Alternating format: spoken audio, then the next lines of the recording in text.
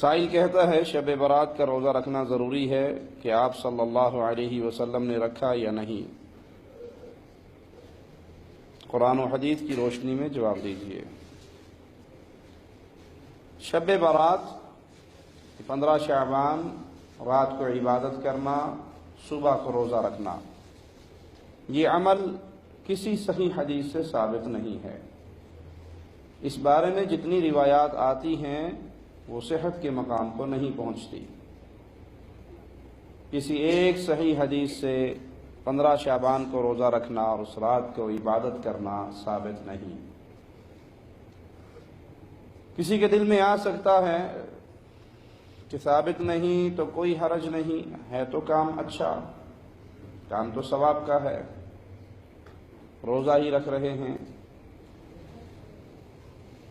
اسلام ایک مکمل دین ہے، اس کے اندر کسی اضافے اور کمی کی اجازت نہیں ہے۔ اگر یہ رسول اللہ صلی اللہ علیہ وسلم سے عمل ثابت ہوتا، صحیح حدیث کے ذریعے ہم تک پہنچتا، تو ہم اس پہ عمل کرتے۔ اور پیارے حبیب علیہ الصلاۃ والسلام سے ثابت نہ ہو اور انسان کوئی ایسا عمل کرے جس کو باعث اجر و ثواب سمجھے، تو وہ یہ عقیدہ رکھ رہا ہے، زبان سے نہیں اپنے عمل سے کہہ رہا ہے کہ کام اچھا تھا، نعوذ باللہ یا تو رسول اللہ صلی اللہ علیہ وسلم بھول کے بتانا امت کو، یا آپ نے چھپا لیا۔ اور ایسا کہنے والا، عقیدہ رکھنے والا گمراہ انسان ہے۔ رسول اللہ صلی اللہ علیہ وسلم نے دین اسلام کی ایک ایک بات پہنچائی ہے۔ یہ عمل ہمارے ملکوں میں بڑے زور و شور سے ہوتا ہے، حلوے بھی پکتے ہیں، کھانے بھی چلتے ہیں، کسی دور میں پٹاخے بھی بجا کرتے تھے، ساری ساری رات نوجوان بارود لے کر اور پوٹاس لے کر گلیوں کے اندر پٹاخے مارتے ہوئے، جی شعبان کا مہینہ ہے، اس کی خوشی ہے۔ دین اسلام اللہ کی دی ہوئی، بھیجی ہوئی ایک ایسی زندگی گزارنے کے لیے رہنما شریعت ہے جس کے اندر اب کوئی اضافہ نہیں ہو سکتا، اور یہ عمل اضافہ ہے۔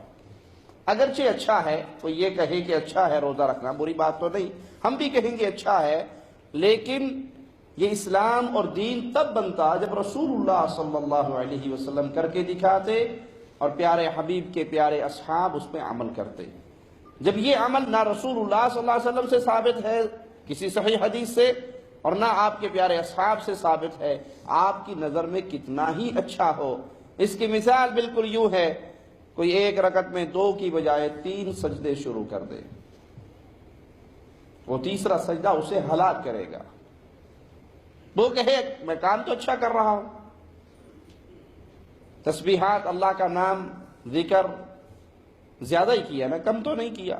ہم کہیں گے کہ آپ نے دین اسلام میں اضافہ کیا ہے، تو وہ عمل کیجئے جو رسول اللہ صلی اللہ علیہ وسلم کی سنت سے ثابت ہو، اور جو عمل پیارے حبیب کی سنت سے ثابت نہیں، اس عمل کو اجر نہ سمجھیے، دین نہ سمجھیے۔ اور اس صحابی کے واقعے کو ہمیشہ اپنے سامنے رکھیے جس نے 1 سال روزے رکھے تھے اور 1 سال جاگ کر راتوں کو عبادت کی تھی، اور پیارے حبیب علیہ الصلاۃ والسلام نے جب ان سے پوچھا اور جواب میں کہا کہ تیرا اللہ نے نہ کوئی روزہ قبول کیا ہے، نہ کوئی تہجد کی نماز قبول کی ہے۔ کرنے والا عام آدمی نہیں، صحابی رسول، پیارے حبیب نے فرمایا کچھ بھی قبول نہیں ہوا، نہ روزہ نہ تہجد۔ کیوں؟ تیرے اس عمل پہ محمد کریم صلی اللہ علیہ وسلم کی مہر نہیں، جو چیز نبی سے ثابت نہیں وہ باعث اجر و ثواب نہیں ہے۔